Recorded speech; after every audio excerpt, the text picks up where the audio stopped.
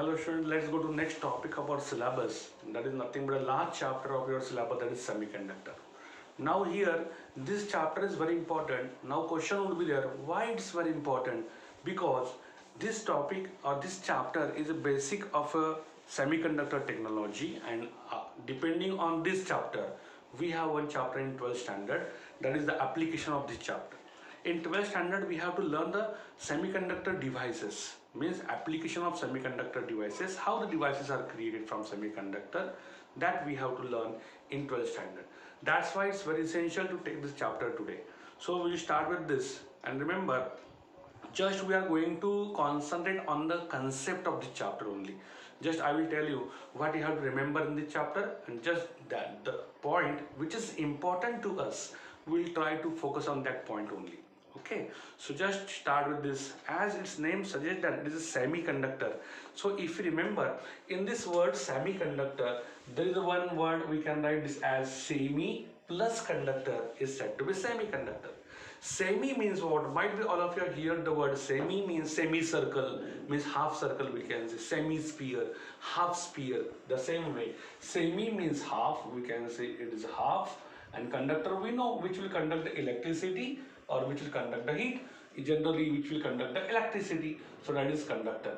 So the material which is half, which is a just like a half conductor, that is said to be semiconductor. So semiconductor is a name given to this material, as semiconductor itself is nothing but what? The material which has a property like a conductor, but it not fully conductor, it is half conductor. Half means some properties of conductor and some properties other than the conductor. That's why it is said to be semiconductor. So in short, I tried to tell you what is meant by semiconductor. Now electrical conduction is solid. We know electrical conduction is solid can occur by charges. Either negatively charged electrons are there, then there would be conduction. If there is a negatively charged free electrons, not only the charges, free charges should be there, then and only then there is electrical conduction in solids. So free charges may be electrons, may be positively charged charges. The positive charged charges are said to be holes. Remember, if electron be represented by this minus charge, these are said to be electrons. If these are said to be electron, if this electron travel from this place to somewhere here, electron move from one place to place 2, then here what is remaining? There is nothing, but here it is deficiency, lack of one electron, and that was represented by like this plus charge. Now electron goes here, it will leave here positive charge, and that positive charge are said to be holes. So this is the basic concept. So either in a material there must be negatively charged free electron, or there must be positively charged free holes. Then and only then current can pass to the solids. Now here, solids are of 3 types. In terms of conduction, there are 3 types. One is said to be conductor, as we know. Out of this, it is a conductor. Conductor is the first, then it is a semiconductor. So this is semiconductor, and then last it is a insulator. Insulator, or it is said to be bad conductor. So it is said to be bad conductor. So these are the 3 types of solids in terms of conductivity. Now see, the material which have which have large number of electron in them, they are comes in the first category, and that is said to be conductor. Material which has large number of free electrons, that comes under this conductor. Okay, the material which has not large number of free electron, but it is little bit, some of them electrons are free, they are said to be semiconductor, which has a half property of conductor and which has a half property of insulator. Both of them mix together to form a new material that is said to be semiconductor. Half conductor because half property taken from conductor, half property taken from a insulator. Roughly I am going to tell you. Okay, insulator means what? The material which cannot conduct the electricity, that's why it is said to be bad conductor of electricity. Here there are electrons, definitely there are electrons, but electrons are tightly bound to the material so that there is no free electron. So here there is no free electron would be there, and that's why it can't conduct the electricity. It is said to be bad conductor, or it's said to be insulator. Okay, conductor conduct the electricity because they have large number of free electron. Here semiconductor, some of the electrons are free, so it is halfly conductor we can say. Here insulator or bad conductor, they have electron, but electrons are tightly bound so that it can't conduct the electricity. In semiconductor, half electrons are free, some electrons are free, some are tightly bound. So that's why the conductivity of semiconductor lies between conductor and insulator. That's why it is said to be semiconductor. In between these two, the material whose conductivity and properties lies between conductor and insulators are said to be semiconductor. Now this thing is sufficient to tell you what exactly the conductor, semiconductor and insulator.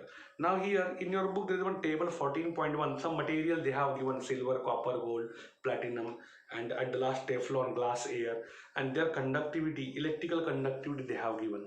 Electrical conductivity is measured in Siemens per meter, represented yes for Siemens per meter. So this is a unit to measure the electrical conductivity. Okay, then let's go to next. In the same topic on page number 243 there is one figure 14.1. There is one figure 14.1. In that figure the two diagram they have plotted. What this two diagram tell us that we have to learn. So in this two diagram just I try to explain you the difference between conductor and semiconductor with respect to temperature.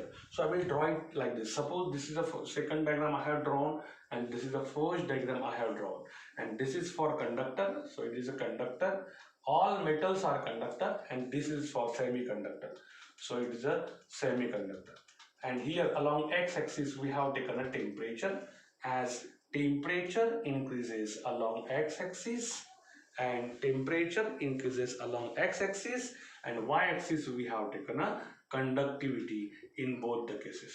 So this is conductivity along y-axis here, again here conductivity along y-axis.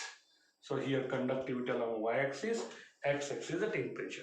In case of metal, what get occurred initially as temperature is 0, we can say initially as temperature is 0, nearly equal to 0, it is more conductive. It can transfer more electron, it can conduct more electricity at a 0 side temperature. So as we start increasing the temperature, we goes from 0 to away from this, here, here and here like this, temperature get increased like this. So when we increase the temperature, you can get a graph of this conductor as like this. So what does it means? Temperature is maximum here. This at this temperature is maximum. Conductivity decreases to this value. So conductivity decreases. So in case of conductor, as temperature increases, its conductivity decreases. That is point to remember. Now let's go to semiconductor. Exactly graph is opposite to conductor in case of semiconductor. In this case, if we assume this has 0 temperature, graph is like this. What does it mean? It means what? As we increase the temperature at 0 degrees Celsius, what is conductivity? Approximately 0. At 0 degrees Celsius, conductivity is approximately 0. So here the material is said to be insulator. It can't conduct the electricity, insulator. But as temperature will start increasing along x-axis, conductivity increases. And that is the basic difference between conductor and insulator. In case of conductor, temperature increases, conductivity decreases. Same in case of semiconductor, temperature increases, the semiconductor becomes more and more conductor, going to the conductor. Temperature decreases, it becomes an insulator at 0. If we increase the temperature, it becomes more and more conductor, means conductivity increases, it becomes more and more conductor. In case of metal, or we can say conductor, as temperature is nearly equal to 0, it is conductor. If temperature increases, conductor start converting into insulator. What is insulator? Conductivity decreases. So this, as temperature increases, conductor behave to be insulator. In case of semiconductor, as temperature increases, semiconductor behave as a conductor, more conducting material. So that is the basic difference here. Apart from this, they have given some different type of semiconductor: elemental semiconductor, compound semiconductor, and organic semiconductor. Elemental means what? Basic semiconductor, silicon and germanium from the periodic table. Compound means what? Two compound mixed together to form a semiconductor, just like a cadmium sulfide, zinc sulfide. These are the compound semiconductor. Organic semiconductor means what? They are formed in organic form, chemical form. They are said to be organic. Polyaniline, dope, pathocyanine, anthracene. These are nothing but a organic compound. So what is the point to be remember here? Point to be remember the basic difference between conductor and semiconductor. That you have to remember. Now let's go here. Next one is what? Might be all of you learn Pauli exclusive principle in chemistry. What does Pauli exclusive principle means? No two electron have same state of motion, or no two electron can have same set of quantum numbers. That was given as a Pauli exclusive principle. Might be all of you will know about this 1s2, 1s2. Okay, the first orbit, 2s2, 2s2, 2p6. So these are the electronic configuration, 2p6, and finally 3s1. Here it should be 2, but if it is sodium, for this sodium, its atomic number we know it is 6 plus 4, 10, 11. So for 11 atomic number, this is electronic configuration, and that is nothing but a sodium. First orbit is filled, second orbit is filled, 2, this 2 plus 6, 8 electron in the second orbit. First orbit has 2 electron. Third orbit has only 1 electron. Third orbit has only 1 electron. In all this electronic configuration, suppose 1s2 we will have considered, there must be pair of electron, but they should not be in same state of quantum number. One must goes up, one must comes out. So this is the first state of 1s2. Then 2s2 same, up, down. So this is the state of 2s2. 2p6 divided into 3 pairs, 1, 2, and this is 3. This is what? Up, down, up, down, up, down. So this is a part of what? 2p6, 2, 2, 2. And the last one, it must have true, but here it is only one, so it has either up spin or it is down spin. So such type of electronic configuration, and this arrow represent that no two electron have same state of quantum number. They must have, if they are from same orbit like this or like this 3, still they must have different set of quantum number, and that is said to be Pauli exclusive principle. Might be all of you just learn this in chemistry. So this much point you have to remember. Now let's go to next part. Might be all of you are well known about up to 8th standard. Might be all of you learn the atomic structure. What is atomic structure? At the center there is a positively charged nucleus in which protons and neutrons are there. Then the first orbit, second orbit, third orbit, and so on. So this is first orbit, this is second orbit, this is third orbit, and so on up to the last orbit is said to be, this last orbit is said to be valence orbit, if you remember. Last orbit is said to be valence orbit. Okay, fine. So you can't see here, I will let here. The last orbit is said to be valence orbit.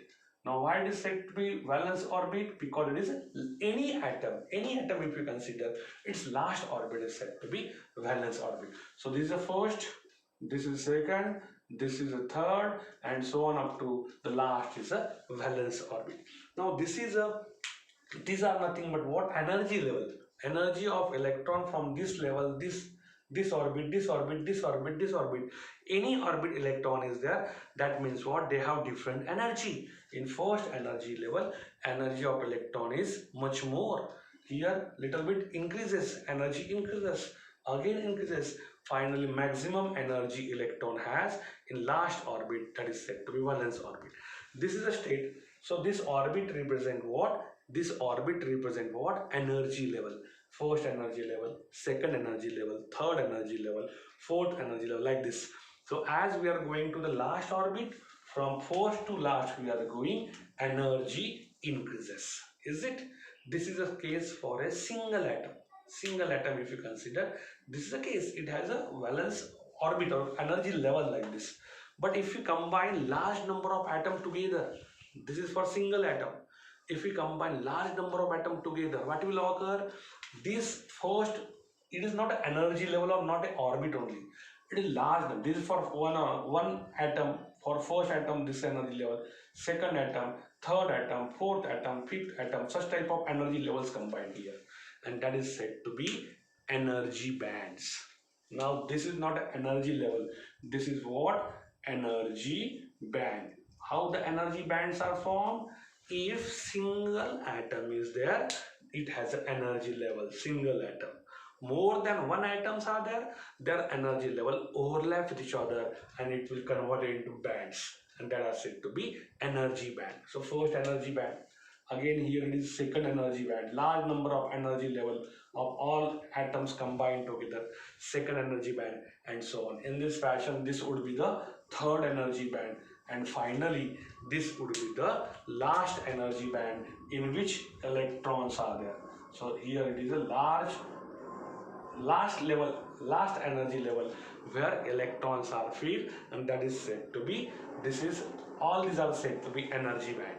First energy band, second energy band, third energy band, last energy band, it is said to be valence band. Valence orbit, it represents the valence band. And above this, what is there? There are energy levels. Above this, there are energy levels, but there are no electron in that.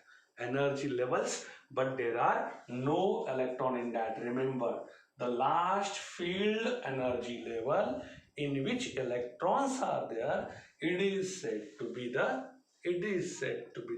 valence band. Last field with the electron, last band filled with the electron is said to be valence band. Above this, there are energy levels, but which are empty bands. So this last filled electron band is said to be valence band, correspond to valence orbit. And the first empty band after valence band, first empty band, it is said to be conduction band. It is said to be conduction band. So basically there are two types of bands. The one is said to be valence band, other is said to be conduction band. Valence band means last energy level or last energy band where electrons are there. The last field energy band filled with electron, last band filled with electron is said to be valence band. Then the first empty band which doesn't have an electron is said to be conduction band. So basically we have learned here, if one atom is there, it has an energy level. If more than one atom combine together, energy level overlap and it will form energy bands that we have seen. More than one, all these are the energy band. And the last energy band up to which electrons are there, valence band. And the first empty band is there, but in which there is no electron, that is said to be conduction band. So basically there are two types of bands in a material, that is in solids. There are two types of band. One is said to be conduction band, other is said to be valence band. That I have told you by this atomic structure. In your book, if you see, there is one figure 14.2, 14.3, 14.4. It is better to remember 14.4 directly, or just I have told you this diagram. You have to remember that. So what they have shown? They have shown this as a valence band, means for valence orbit. Last field with the electron, that is valence band. First empty band, it is said to be conduction band. So this is conduction band. I have written this in short, conduction band.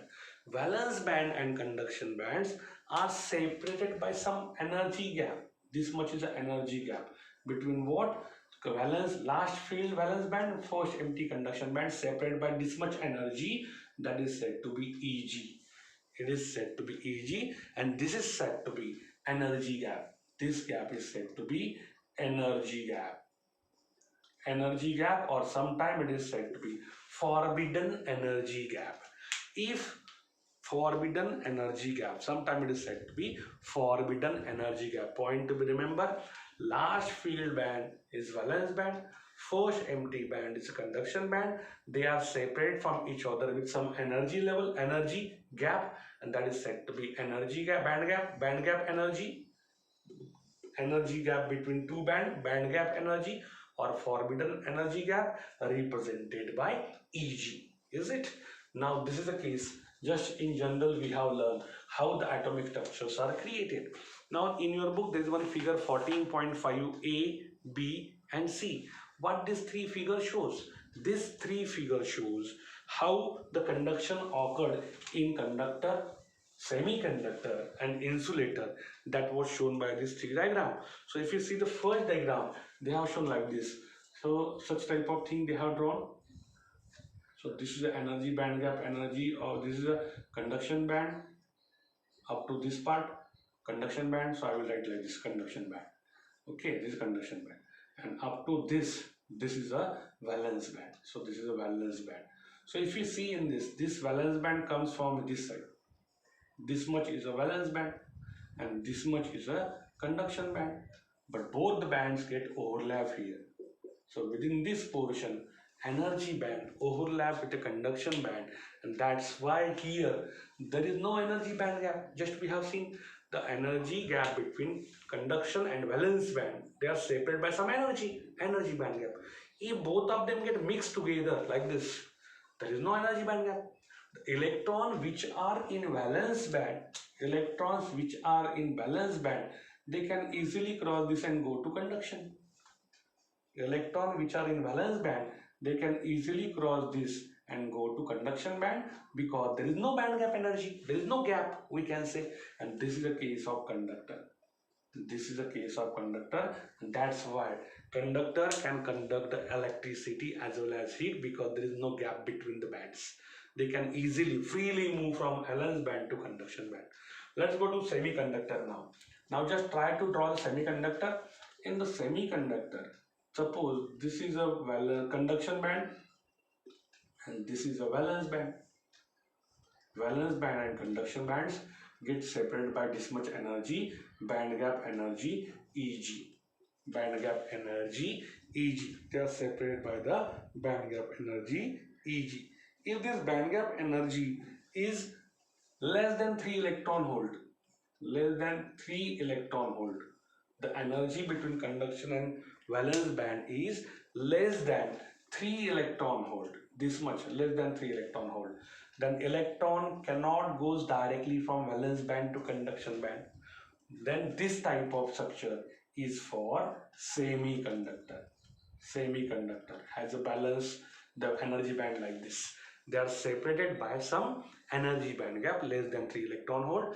In case of conductor, they are not separate, they get overlap like this. So electron can easily travel, but here it can't travel because there is a, if you supply some energy to electron, then it jump to conduction band. Suppose electron is here, if we supply some energy, then electron jump to the conduction band, and here there is a formation of hole, positively charged, deficiency, lack of negative charge.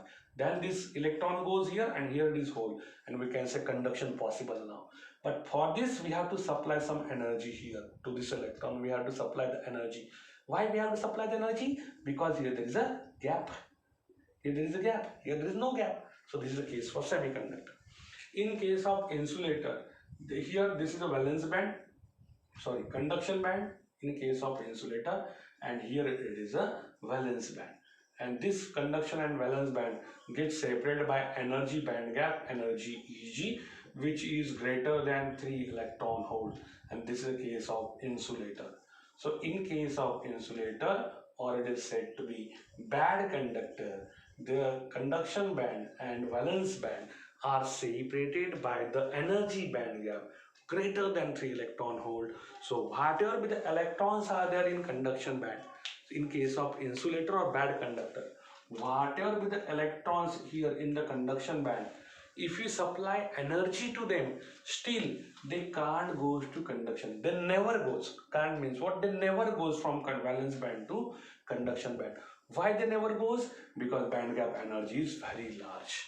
That's why the insulator never conduct electricity. So they are said to be bad conductor. But in case of semiconductor, by supplying some small amount of energy, the electron easily jump from valence band to conduction band. So conduction is possible in semiconductor. Insulator, there is no need to supply the energy, the band are already overlapped. So this is the case. By this we can distinguish between conductor, semiconductor, insulator on the basis of this band gap. So this is the distinct difference between conduction in terms of band gap, energy band gap in case of conductor, semiconductor, insulator. This is a basic difference that you must know. So this is a part up to which the basic concepts we have seen. Now let's start with the next one, the types of semiconductor. Now semiconductors are of different type. So basically semiconductor are of two types. Basically, semiconductors are of two types. One is said to be intrinsic semiconductor. So first I will write here semiconductor. So semiconductors are of two types. The first type I will write here and second type I will write it here. So first is said to be intrinsic semiconductor. So intrinsic semiconductor is the first type of semiconductor. Intrinsic we can say, or intrinsic semiconductor, and second is said to be extrinsic semiconductor. So these are the two types of semiconductor. Basically, one is said to be intrinsic semiconductor, other is said to be extrinsic. It should be I here, extrinsic semiconductor or intrinsic semiconductor. Then what is the basic concept between this? We'll see. If semiconductor is in its pure form, natural form, we can say, basic form, just like silicon, germanium from the periodic table, they are basic element which behave as a semiconductor. So that semiconductor, pure form of semiconductor, are said to be intrinsic semiconductor. Intrinsic means what? Pure semiconductor. So these are said to be pure form of semiconductor which contain germanium and silicon. These are the basic example of intrinsic semiconductor which are in the pure form, intrinsic semiconductor. Extrinsic means what? Its names extra. Give some extra to them. Means what? Here intrinsic semiconductor has a problem. Problem means what? It has a drawback. Its conductivity is less.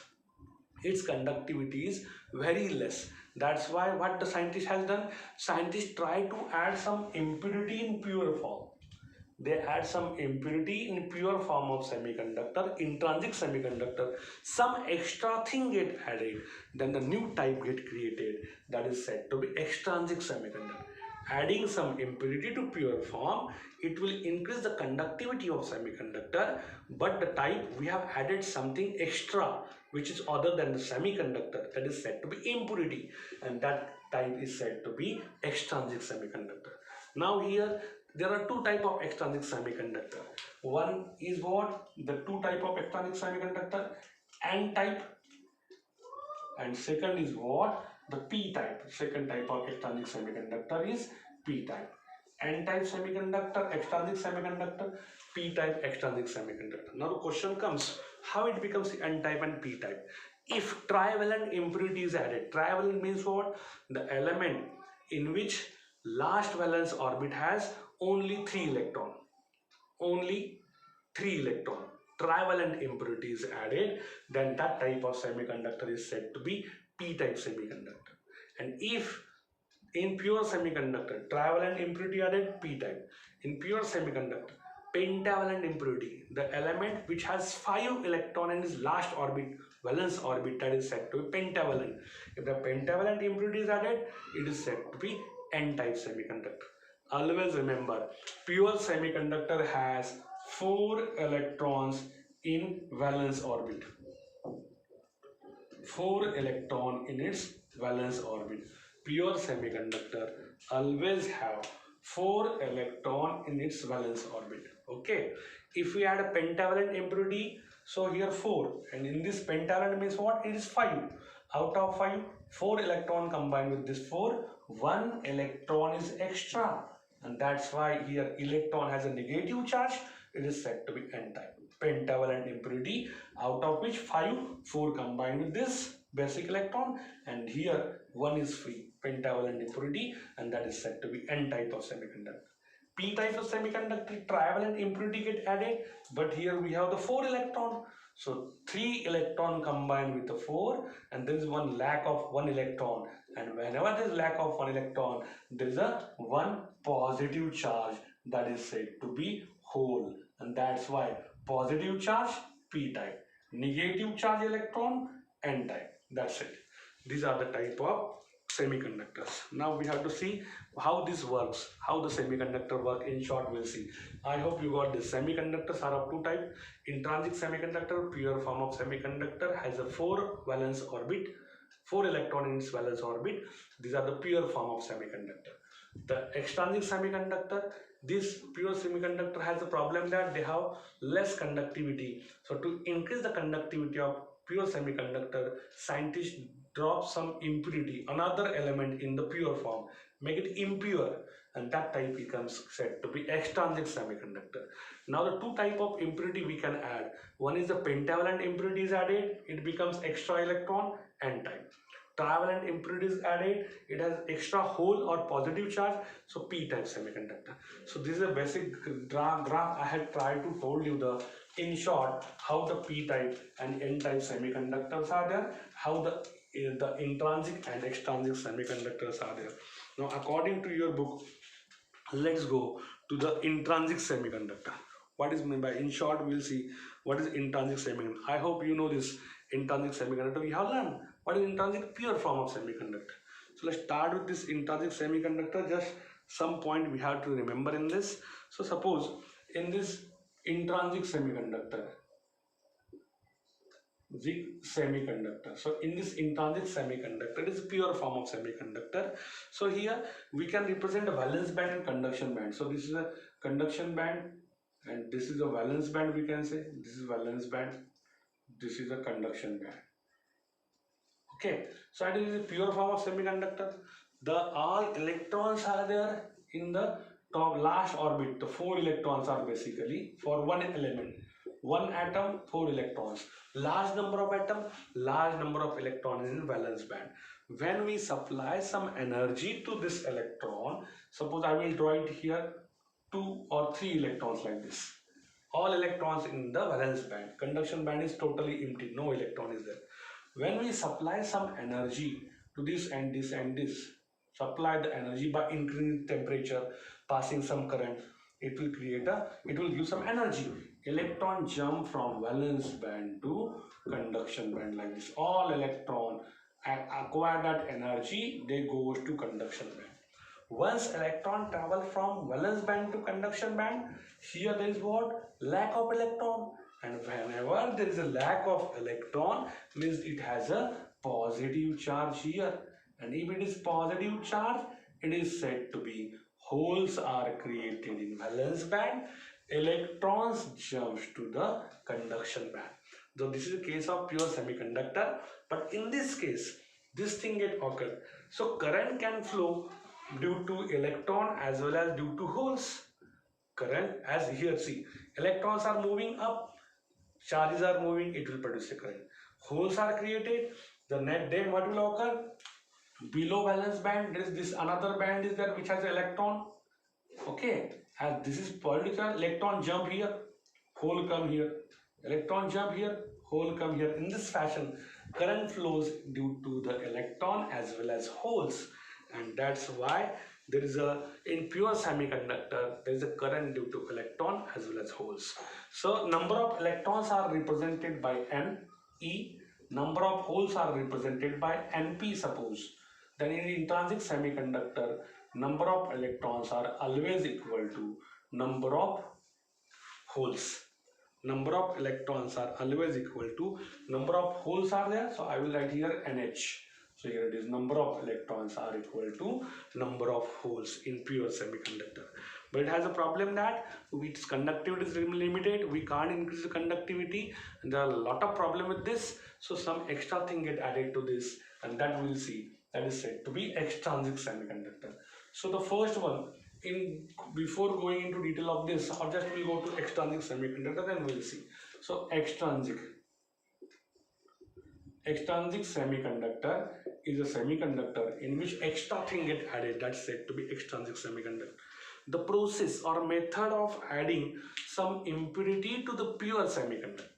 Method of adding impurity to pure semiconductor. The process, that process is said to be doping.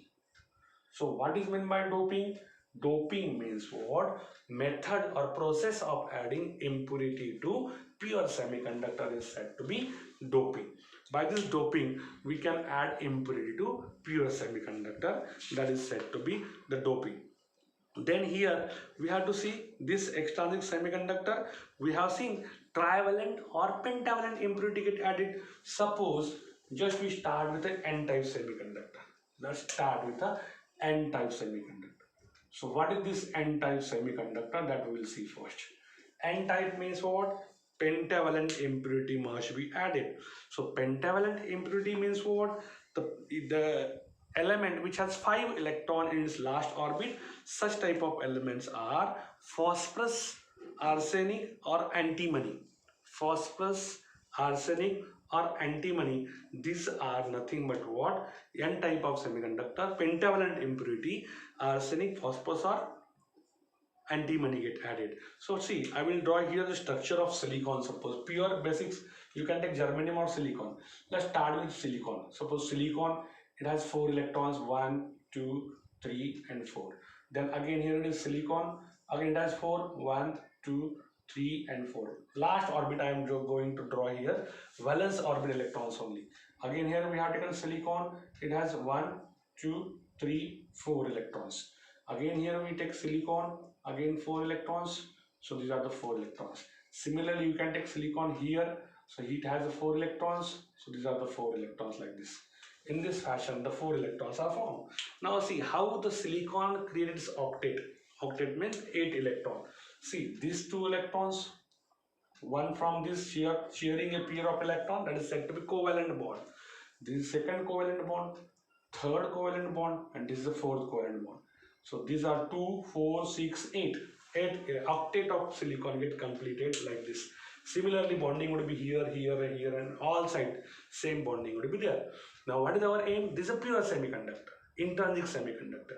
Now we have to add pentavalent impurity to pure semiconductor.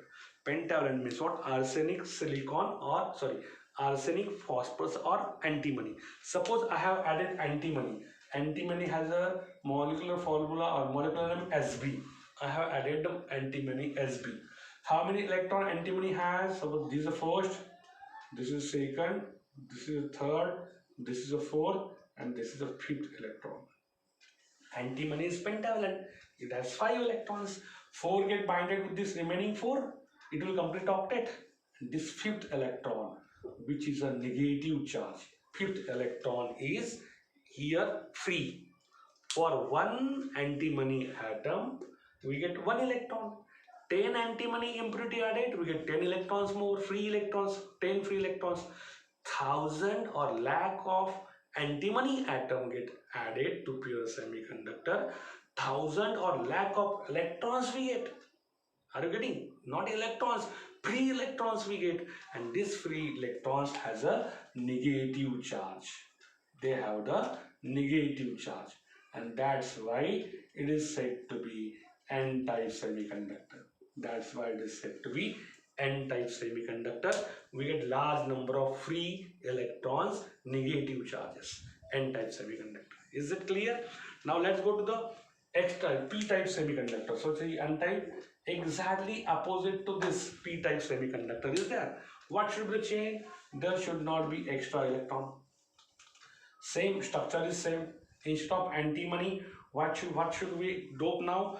Here we should dope a trivalent impurities, such type a boron, aluminum or indium. Boron, aluminum or indium. That should be doped.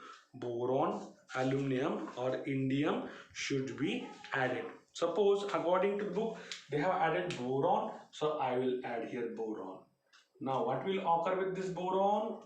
It has 3 electrons, valence orbit 1, 2, 3. Here there is no electron. No electron means lack of electron, means it has a positively charged hole. This is a hole and whose charge is positive, and that's why it is said to be P-type of semiconductor. Is it?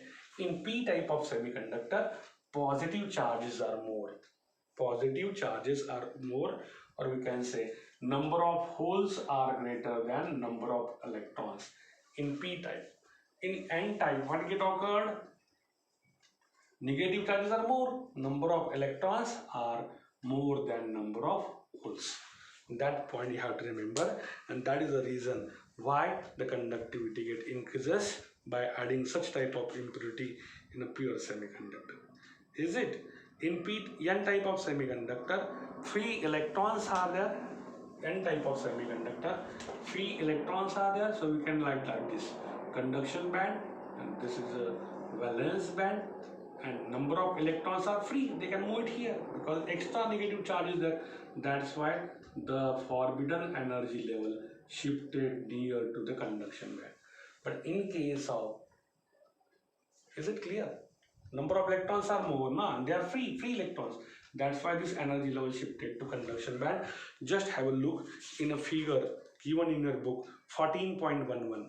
14.11 extra electron energy level gets shifted toward the conduction side. And if you go to 14.14, in case of this p-type semiconductor, same band energy can be shifted toward the valence band. So this is a conduction band, we can say. This is a valence band, we can say, and valence band has more positive charges, so energy level gets shifted toward the valence band 14.14. So this is a basic type difference between the n-type semiconductor and p-type semiconductor, that you must know this difference. So remember, in this chapter the basic part you must know, that basic I have taught you here. Now the first device afterward get created, that is said to be p-n junction, that we will see in the next period. Thank you. So first of all, watch my video, try to understand the concept. Don't read the whole thing from this chapter, try to read the topic which I have taught you only. Some of them, suppose just if you see the first page of this, what is there? If it's electrical conduction in solids, just in generalized form I have told you. The table, just overlook over the table.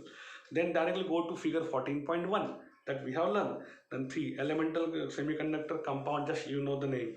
Then band gaps in solids, that I have to try to explain you in different way from the book, and that is the best way to explain these band gaps.